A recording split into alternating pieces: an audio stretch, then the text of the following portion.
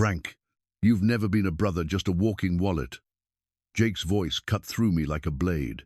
His sneer still echoes in my head, like rust scraping against steel.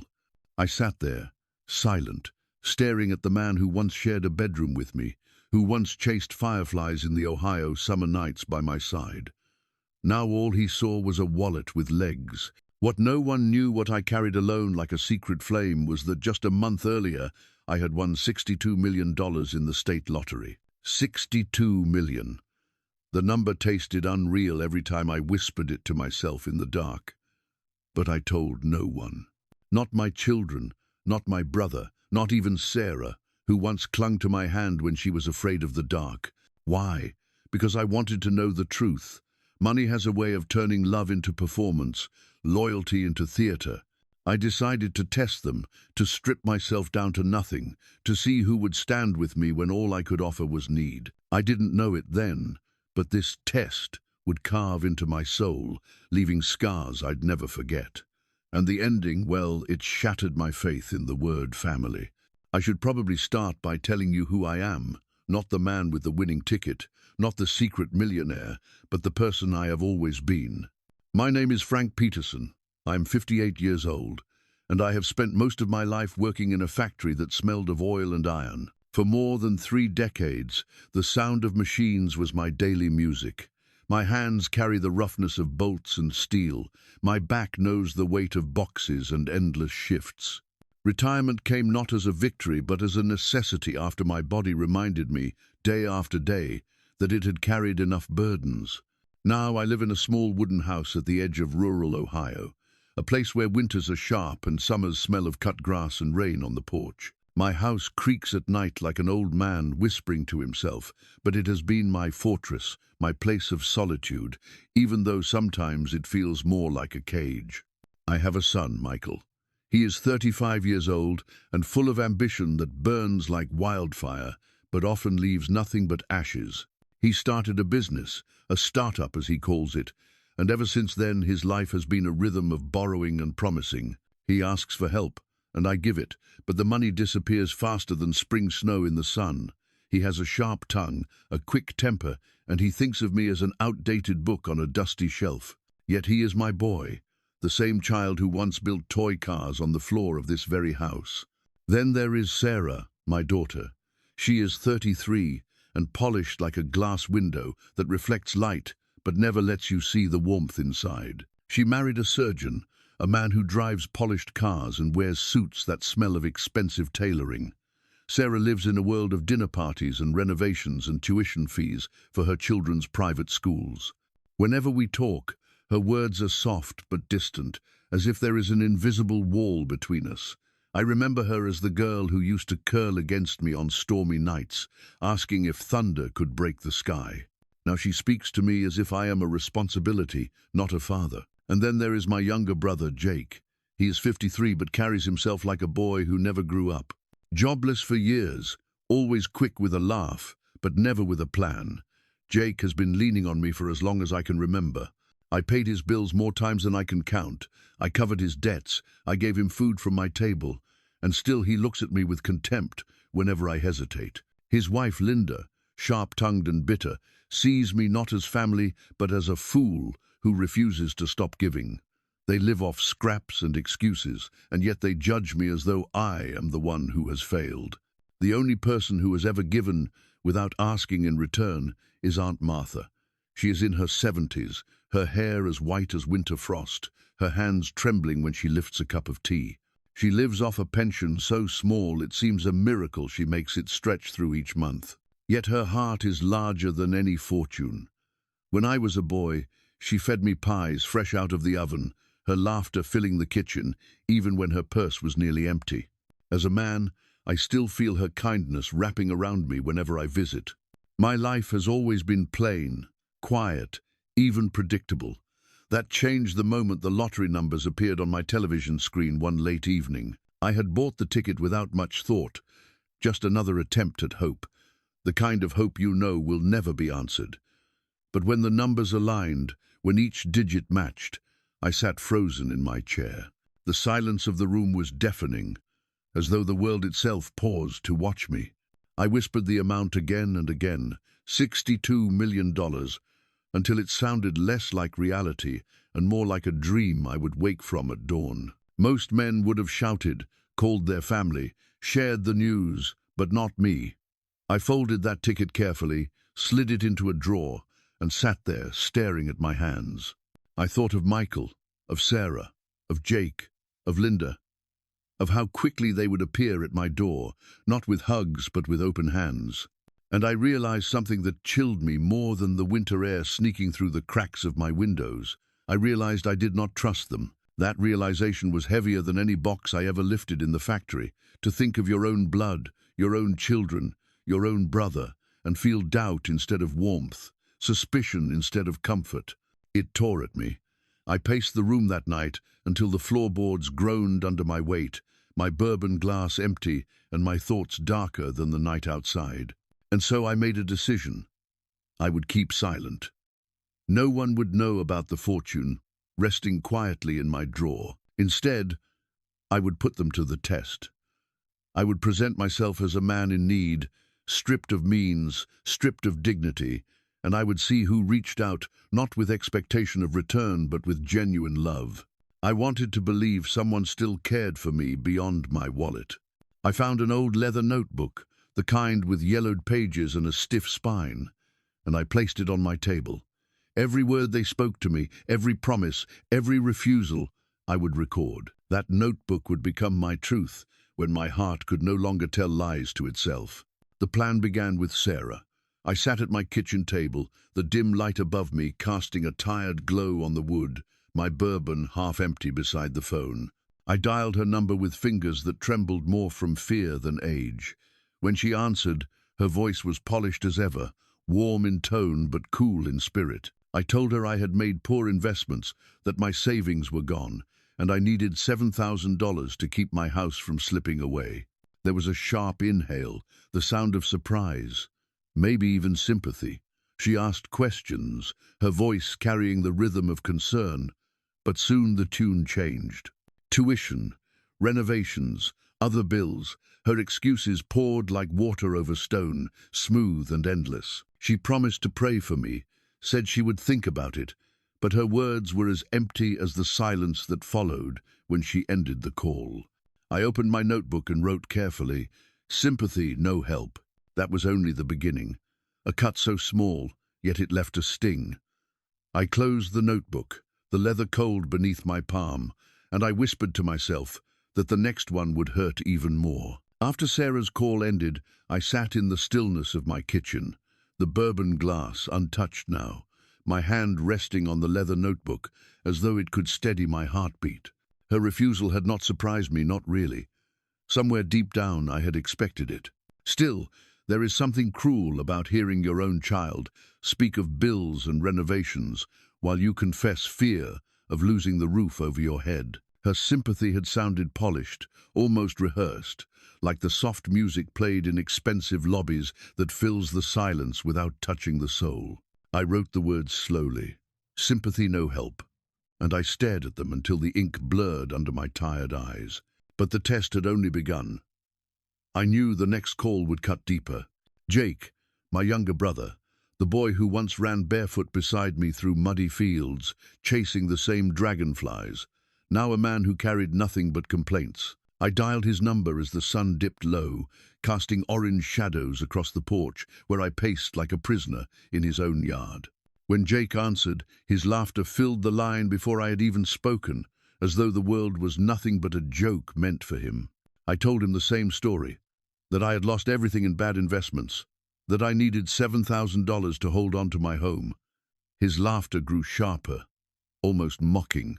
$7,000, he said, the words dripping with disbelief. "Frank, I don't even have 700 to my name."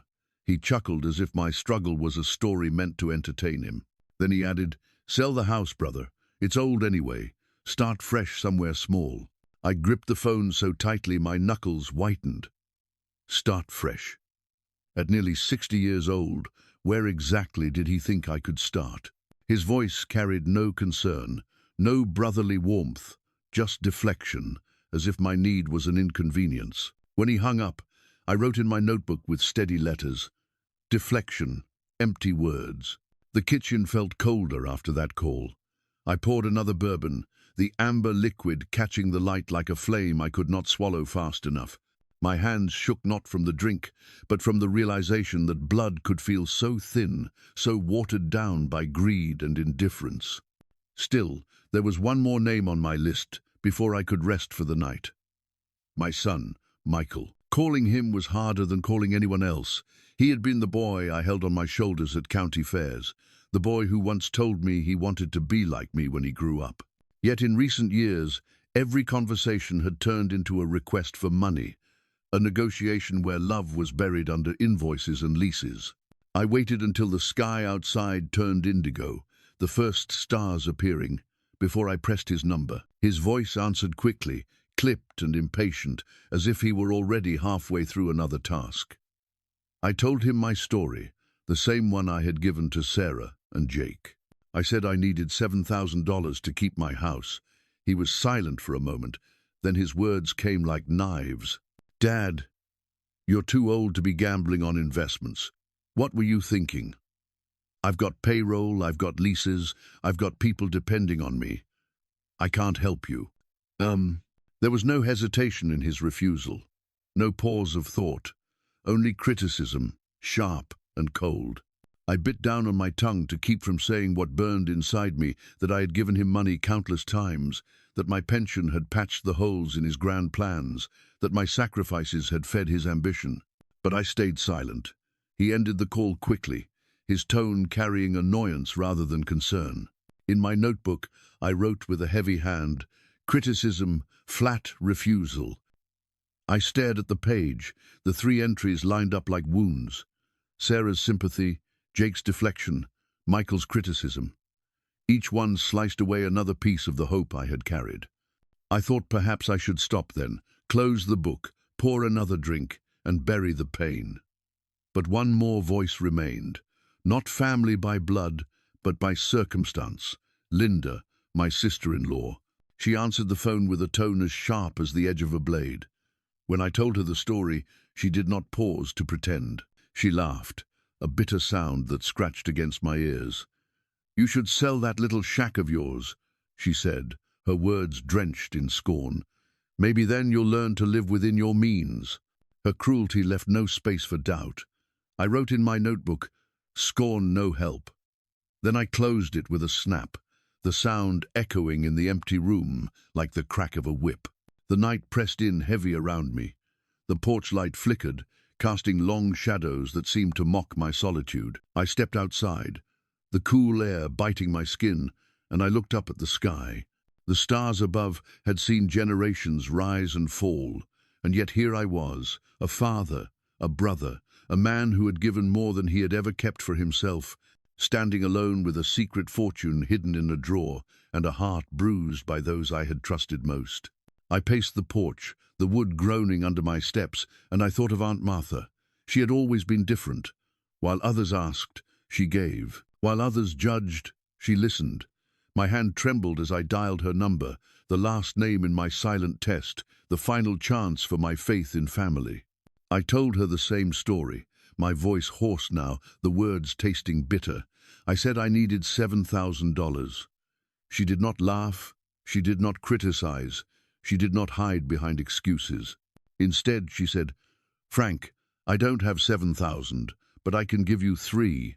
It's nearly all I have, but you need it more than I do." Tears filled my eyes before I could even thank her. My throat tightened, as though the truth of love itself had wrapped around me. $3,000. Nearly everything she had, offered without hesitation, without fear of never seeing it again. In my notebook, I wrote through blurred vision, gave nearly all she had no hesitation. That night, I learned something I had always suspected but never dared to face. The ones with plenty often give nothing, while the ones with the least give everything. My family, the people I had raised, the brother I had carried, the sister-in-law I had tolerated, all turned their backs with words that cut like glass. And yet the frail woman living on scraps of pension reached out with a generosity that glowed brighter than any fortune. I blew out the candle that flickered beside me, the smoke curling like a whisper into the dark. I closed the notebook and pressed it to my chest. Tomorrow, I promised myself, tomorrow I would no longer wonder where I stood. Tomorrow, the test would become the truth they could no longer escape. The morning after Aunt Martha's call, I sat at the kitchen table staring at my notebook, the worn leather cover holding the weight of my truth. 4 entries glared back at me like wounds carved into paper. Sympathy with no help, deflection with empty words, criticism with flat refusal, scorn with no help. And then, the one that shone like a fragile light in the darkness gave nearly all she had, no hesitation. That small spark from Aunt Martha's heart lit a fire inside me. It was time to turn this secret into revelation. I brewed coffee that morning, the steam rising like a ghost in the quiet kitchen. As I sipped, I thought about how to gather them. If I simply told them the truth, they would twist it, argue it, even deny it. But if I invited them into my home under the guise of desperation, if I showed them the face of a man ready to sell his house, they would reveal themselves completely. My notebook would not only hold their words, but their actions. So I picked up the phone again. One by one I called them. To Sarah, I said, "Come by tomorrow evening. I need to discuss selling the house and I want your advice." She hesitated, then agreed, her voice carrying the same polished concern I had heard before. To Michael, I said, "I need you here. I may sign papers soon, and I think you should be involved." His tone shifted quickly, curiosity laced with urgency, as though he smelled opportunity. To Jake, I said, "Come over. I am ready to make decisions about the property." He laughed, slapped the table on his end, and said he would be there with papers. And Linda, of course, would not miss a chance to watch. The day crawled by as I prepared. I cleaned the living room, dusted the old oak table, placed the leather notebook neatly beside a small recorder I had dug out from a drawer. The recorder was not new, but it worked well enough. I pressed the red button, the small light flickering, and I set it down where its eye could catch every word, every gesture. This was not about revenge, it was about truth. I needed proof for myself, something to hold on to when their words tried to rewrite history. As evening arrived, the air outside carried the cool bite of early autumn. The trees in the yard whispered in the wind, their branches scratching against the windows like restless fingers. I lit a fire in the fireplace, the flames crackling, shadows dancing along the walls. Then I waited. The first knock came from Sarah. She stepped in wearing a coat too fine for my creaky floors, her perfume filling the air with an unfamiliar sweetness. She glanced around as though the house had grown smaller since her last visit. Her smile was tight, the kind that stretches lips but never reaches the eyes. "Dad," she said softly, "I came as soon as I could. What's this about selling?" Before I could answer, Michael arrived. He walked in briskly, his phone still in his hand, his eyes already darting to the table where the notebook and papers lay. "Dad, let's be clear," he said without greeting. "If this place is going to be sold, it should stay in the family. I can take it on, make sure it doesn't end up with strangers." His words carried ownership before I had even spoken. Jake came last, swaggering in with Linda at his side. He carried a folder of papers, shaking it in the air like a flag of conquest. "Frank, we can make this easy," he said. "I have buyers lined up, and I can handle everything. You sign, and you'll be free." Linda's eyes darted around the room. Her lips curled into a smirk. "Honestly, Frank, this house isn't worth much anyway. Best thing you can do is get rid of it." I motioned for them to sit.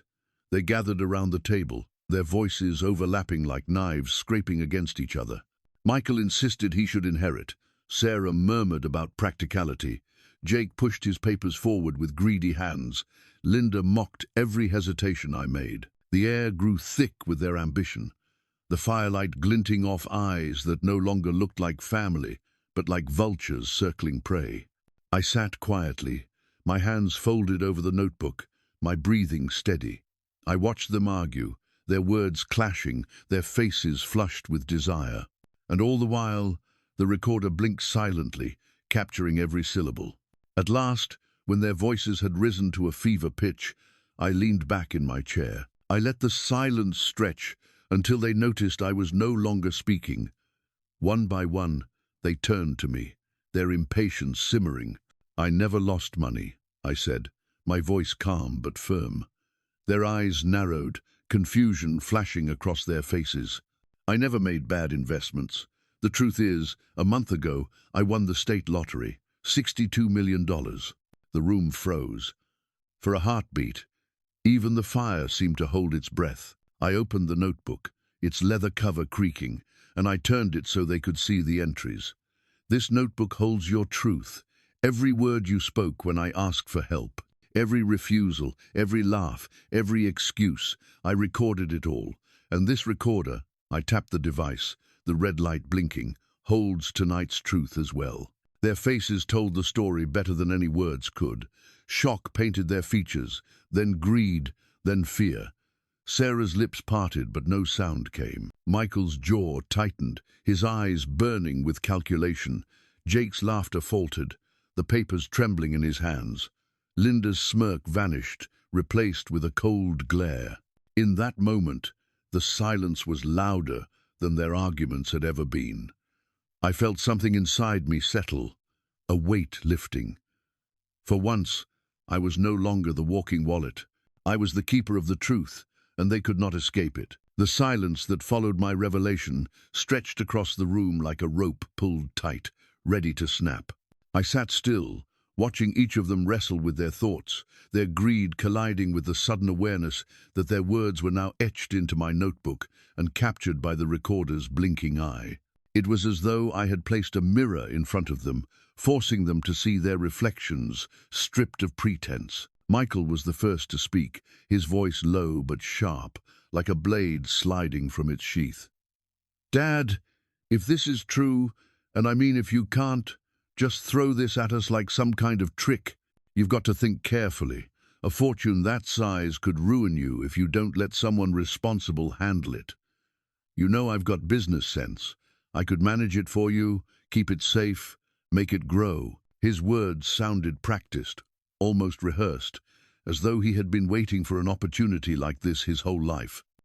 I turned to him, seeing not the boy who once tugged at my sleeve at carnivals, begging for cotton candy, but a man whose ambition had swallowed his heart. "Manage it for me?" I said slowly, letting the words hang. "Son, you couldn't manage to lend me $7,000 when I asked." His face flushed, his mouth opening to argue, but I raised a hand and he fell silent. Sarah leaned forward then, her voice trembling, though whether from guilt or calculation I could not tell. "Dad, maybe Michael's right. Money like that, it's dangerous. People will come after you, try to take advantage. If you let Jake or Michael help, at least it stays in the family." She avoided my eyes as she spoke, her hands twisting in her lap. I looked at her, my daughter, the girl who once hid her face in my chest during thunderstorms. "You spoke of tuition and renovations when I asked for help," I reminded her, my voice soft but steady. "Now suddenly you worry for me, or is it for what you might lose if I don't let you close enough to the money?" She lowered her gaze, cheeks burning, but said nothing. Jake, never one to stay quiet for long, slapped the table with his open palm. "This is insane, Frank. $62 million. You can't just drop that on us and sit there. You need family to guide you, or you'll lose it all. I've got connections, people who can make this work for you. Sign some papers with me, and we'll secure everything." His voice shook with urgency, his bravado cracking under the weight of his desperation. I leaned forward, my eyes locked on his. "When I called, you laughed at me, Jake. You told me to sell this house and start over. You said you didn't even have $700. And now you speak of connections. What you wanted was never my safety, it was always your gain." Linda, who had been quiet until then, suddenly spat out her bitterness. "You're enjoying this, aren't you, Frank? Playing games with us, making us look like villains while you sit on a fortune. Do you think you're better than us because you bought a lucky ticket? Money doesn't make you holy. It makes you selfish, hiding it while your own family struggles." Her voice was sharp, slicing through the tension like broken glass. I turned to her calmly. "Selfish?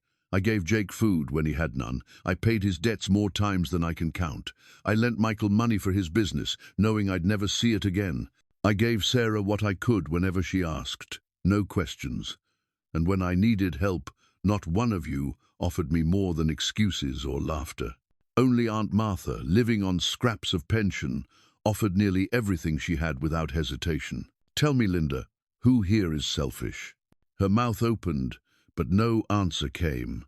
The room trembled with the crackle of the fire, the shadows dancing across faces twisted by shame, anger, and fear. I stood then, my hands firm on the notebook. I never wanted this test to end like this. I wanted to believe that love still lived in this family, that somewhere beneath the demands and the judgments, you cared for me as a father, a brother, an uncle. But what I have seen is greed, dressed as concern, contempt, dressed as advice, and I will not let it poison the rest of my life. Michael pushed back his chair, his voice rising. So what now? You cut us off? You hide behind your notebook and let us suffer while you sit rich and alone? His words were desperate, edged with anger. I looked at him with a steady gaze.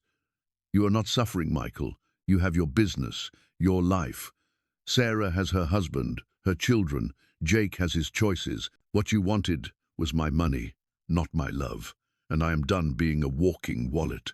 The silence that followed was heavy, suffocating. No one moved, no one spoke. The fire popped, a log collapsing into embers, as though the house itself exhaled. Finally, I closed the notebook with a firm snap and slid it into a drawer. The truth is written, I said quietly, and the truth will remain long after tonight. You can leave now. And they rose reluctantly, their faces pale, their eyes darting with unspoken words. Sarah left first, her heels clicking softly against the floor. Michael followed, his shoulders stiff, his jaw set. Jake muttered under his breath, cursing, while Linda glared at me as though I had stolen something from her. When the door closed behind them, I sank back into my chair. The house was silent again, save for the fading crackle of the fire.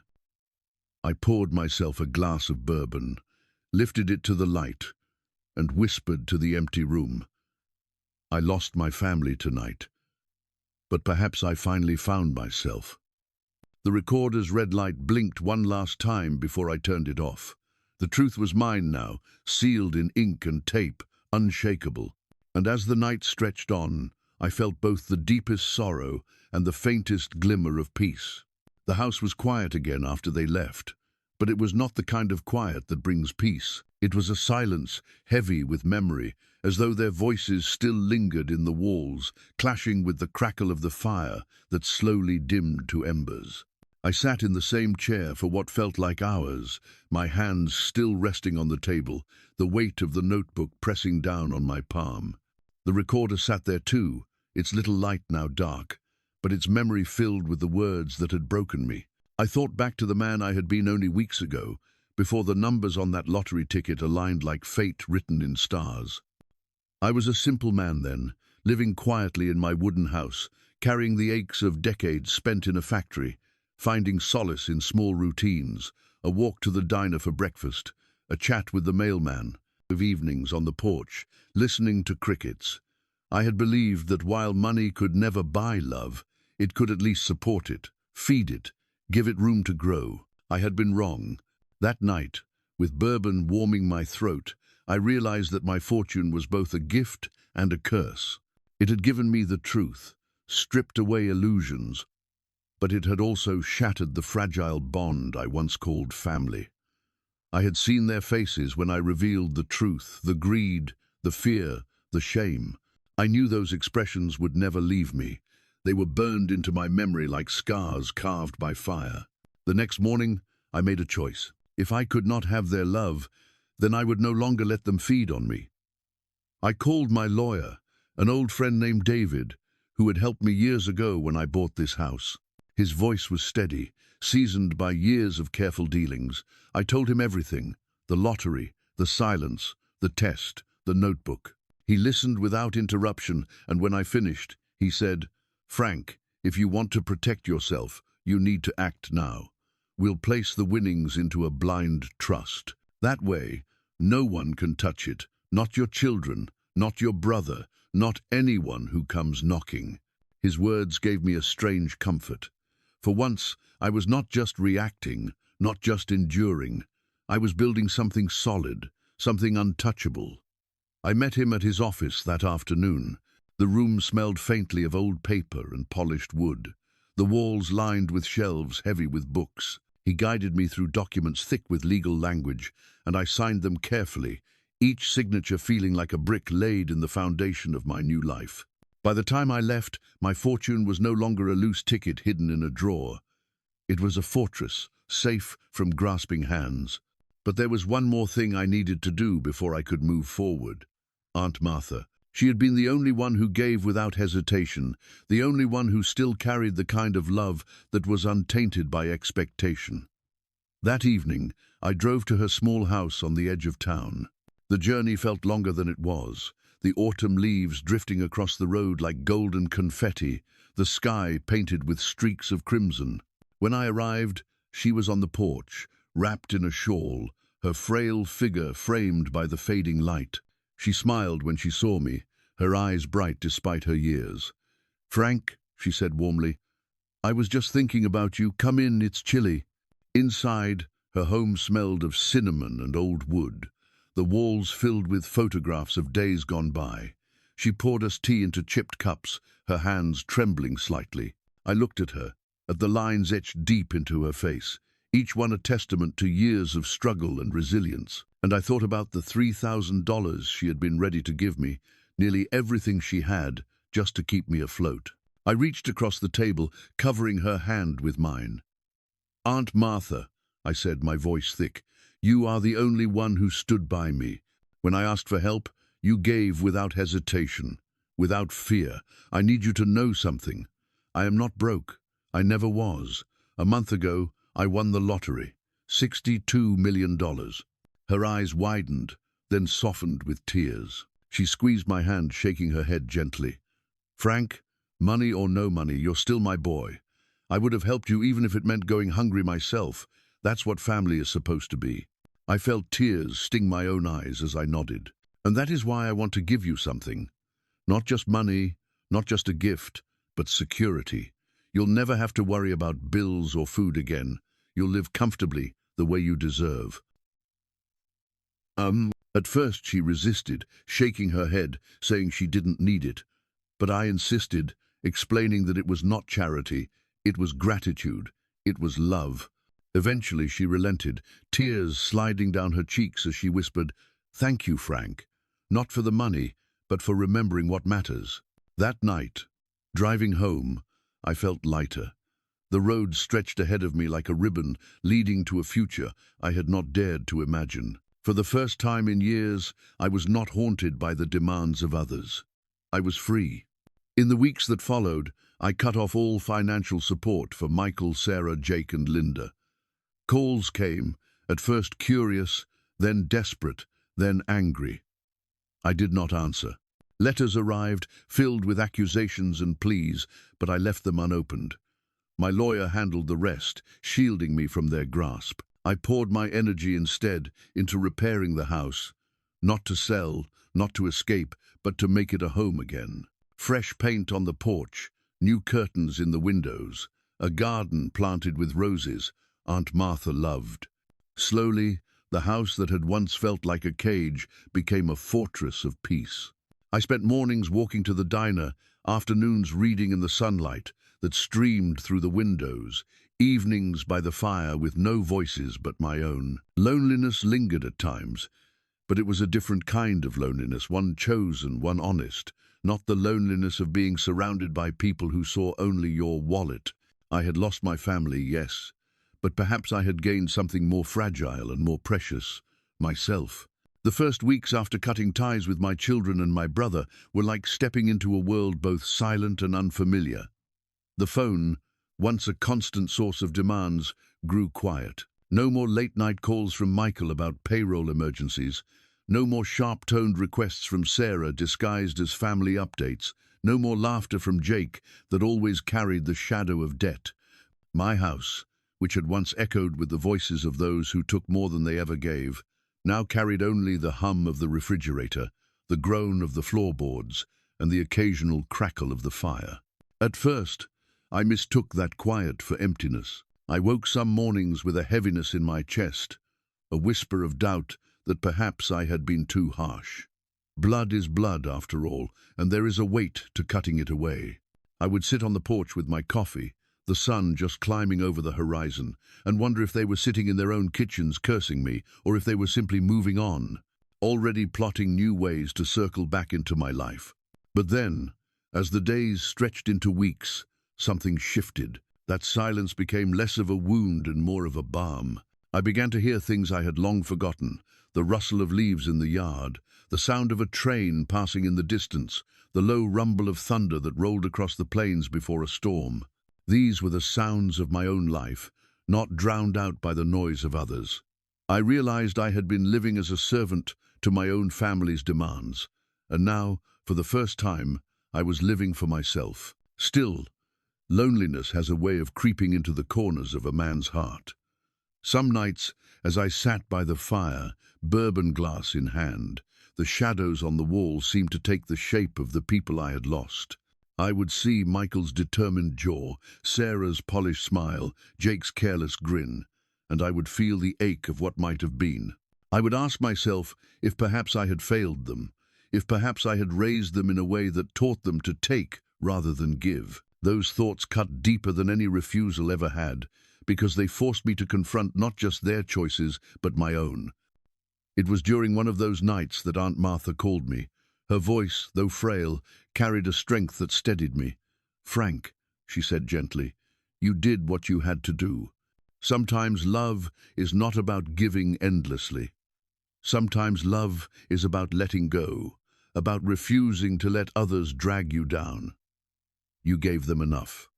Now it's time to give yourself something." Her words lingered long after we hung up. I poured another drink and stared into the flames, realizing that maybe my test had not only been about them, maybe it had been about me, too, about whether I had the courage to stop sacrificing myself for the sake of people who never saw me as anything but a source of money. The next morning, I decided to change something. Instead of hiding in the quiet of my home, I drove into town and sat at the diner I used to visit after my shifts at the factory. The waitress, an older woman named Carol, who had been serving coffee there since I was young, greeted me with a smile. "Well, Frank," she said, pouring my cup, "haven't seen you here in a while. Thought you'd forgotten us." I smiled back, realizing how long it had been since someone spoke to me without wanting something. We chatted about the weather, about the town, about nothing and everything. For the first time in months, I felt human again. Not a wallet, not a test subject, but just a man drinking coffee on a Tuesday morning. From that day on, I made a habit of returning. I sat at the counter, listened to the chatter of farmers and truck drivers, watched children laugh over plates of pancakes. These small moments stitched themselves into my days, filling the holes left behind by the voices I had shut out. At home, I began to write, not just in the notebook where I had recorded their refusals, but in new journals. I wrote about my life in the factory, about the nights I carried Michael to bed when he fell asleep in front of the television, about Sarah's school plays where she always looked for me in the crowd, about Jake and me catching fireflies in jars. I wrote about the good as well as the bad, as though putting it on paper could make sense of the contradictions of love and disappointment. One afternoon, as I sat on the porch writing, a neighbor stopped by. Her name was Ellen, a widow who lived 2 houses down. She brought me a pie, saying she had baked too many and thought I might like one. We talked for a while, her voice kind and unhurried, and I realized how long it had been since I had let anyone new into my life. When she left, the pie still warm in my hands, I felt a flicker of something I had thought long gone, connection, fragile and tentative, but real. The days continued like that, a slow rebuilding of a life not centered on giving to those who drained me, but on finding small joys that sustained me. Each morning I watered the roses I had planted for Aunt Martha. Each afternoon I wrote in my journal. Each evening I walked the quiet streets of my town, the air cool against my face. And yet, even as I built this new life, the memory of that night in my living room never left me. Their faces, their words, the greed that had bled through their concern, it haunted me. I knew the story was not over, that one day they might come back, drawn not by love, but by the scent of money. But for now, I had peace, and that peace, however fragile, was enough to carry me forward. Peace, as I learned, never stays untouched for long. It had been nearly 2 months since that night in my living room, and in that time I had carved a fragile rhythm for myself. The roses bloomed slowly in the garden, the pages of my journal filled with words that stitched together the fragments of my heart, and I had grown accustomed to the quiet of mornings spent at the diner, afternoons on the porch, evenings by the fire. But one crisp Saturday morning, as autumn leaves drifted across my yard, the peace cracked. The knock came first, hard, insistent, the kind that carries not politeness but demand. I opened the door, and there stood Michael. His eyes were tired, his jaw set, his suit wrinkled in a way that betrayed nights spent in worry. For a moment, I almost saw the boy he used to be, the boy who once built forts in the living room from blankets and pillows. But then he spoke. "Dad," he said quickly, "we need to talk." I stepped aside reluctantly, letting him in. He looked around the living room as though it were unfamiliar, his gaze landing on the table where the notebook had once rested. He sat down heavily, running a hand through his hair. "The business is struggling," he admitted, his voice tight. "Investors are pulling out. Debts are piling up. I thought I could handle it, but I can't. I need help." There it was, the same pattern, the same request, dressed in different words. I sat across from him, studying his face, the desperation etched into his features. "Michael," I said quietly, "when I needed help, you refused. Not only refused, you criticized me. You called me reckless. Do you remember?" He shifted uncomfortably, his eyes darting away. "I was stressed. I didn't mean it like that. But you have the means now, Dad. You can save everything I've built." I felt a heaviness settle over me. I wanted to help him, not with money, but with wisdom, with presence. Yet he only saw me as a key to unlock his failures. "Son," I said firmly, "if your business is built on endless debts, maybe it isn't meant to last. You need to learn to stand without leaning on others, especially me. I will not fund this. I cannot." His face hardened, the desperation turning to anger. "So that's it? You let me drown while you sit here comfortable? You've turned your back on your own son?" I swallowed the sting of his words, but I did not falter. "No, Michael, you turned your back the moment you chose money over family. I love you, but I will not be your crutch any longer." He stormed out, the door slamming behind him, leaving the house trembling in his wake. I sat there for a long time, the echo of his anger lingering like smoke. A week later, Sarah came.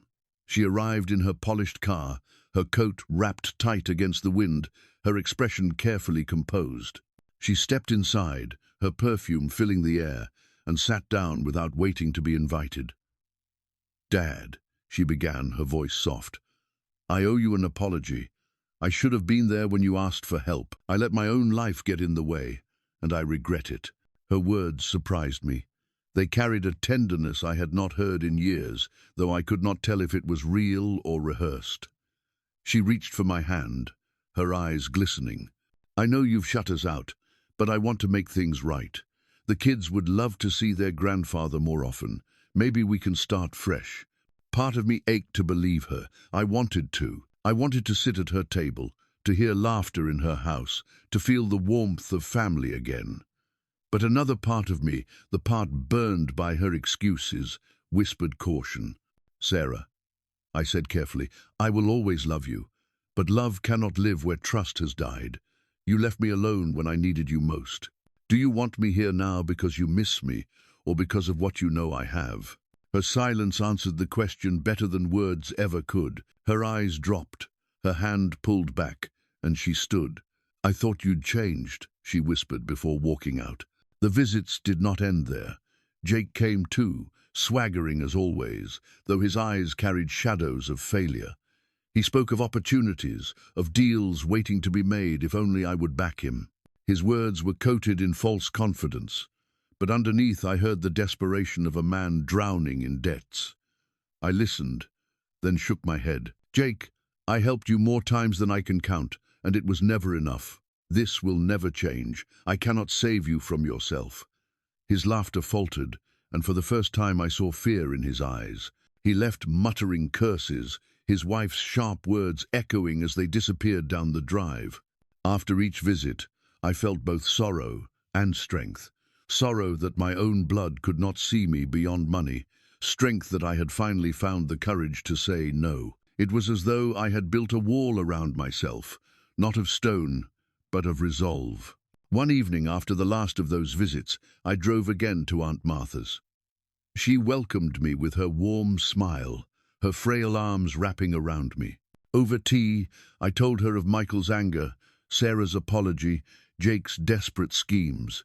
She listened quietly, nodding, her eyes full of the kind of wisdom only years can give. "Frank," she said softly, "sometimes the hardest thing is to accept that family by blood is not always family by heart. You cannot force them to change, but you can change yourself. You can choose peace, even if it means walking alone." Her words sank deep into me, like seeds planted in fertile soil. Driving home that night, I realized she was right. I could not rewrite who they were, but I could write who I would become.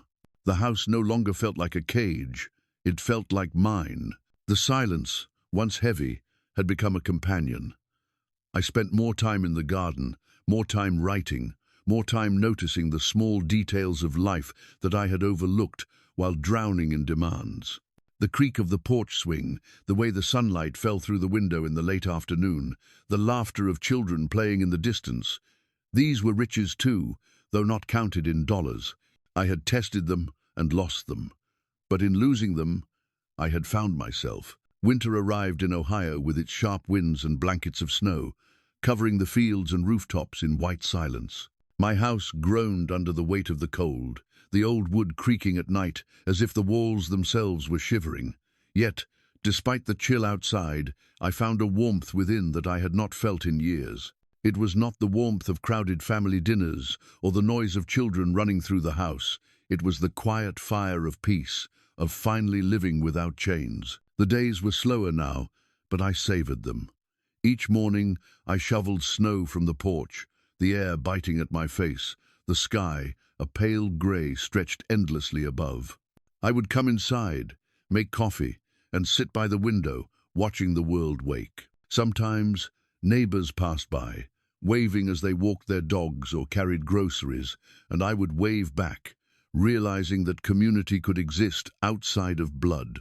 I often thought of my children during those mornings. I wondered how Michael was managing without my constant help, if Sarah was still wrestling with her polished life, if Jake had finally faced the weight of his choices. At first, those thoughts carried pain, but over time they softened. I no longer felt anger.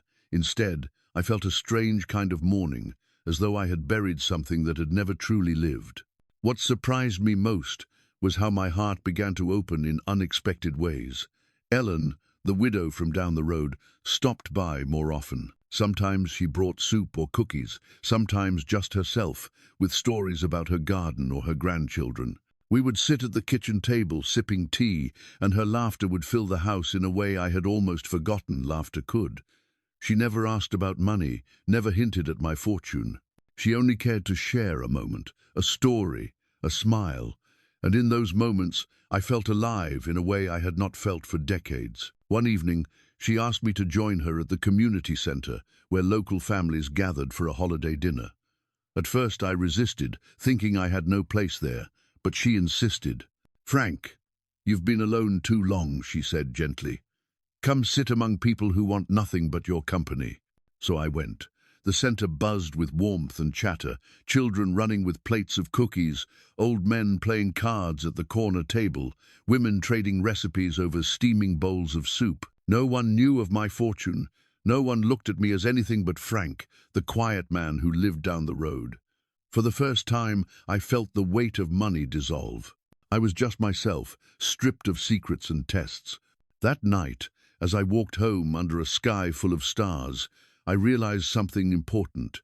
Family, the kind I had longed for, is not always the one you are born into. Sometimes it is the people who choose you, who show up without expectation, who stay not because of what you can give, but because of who you are.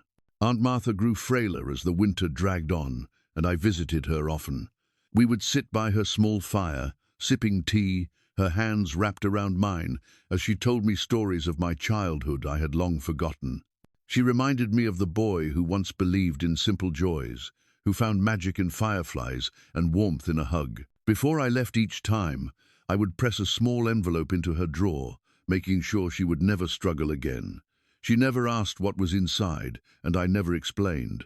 That was the beauty of our bond. It did not need words to prove itself. But life has a way of testing you, even when you think the hardest tests are over.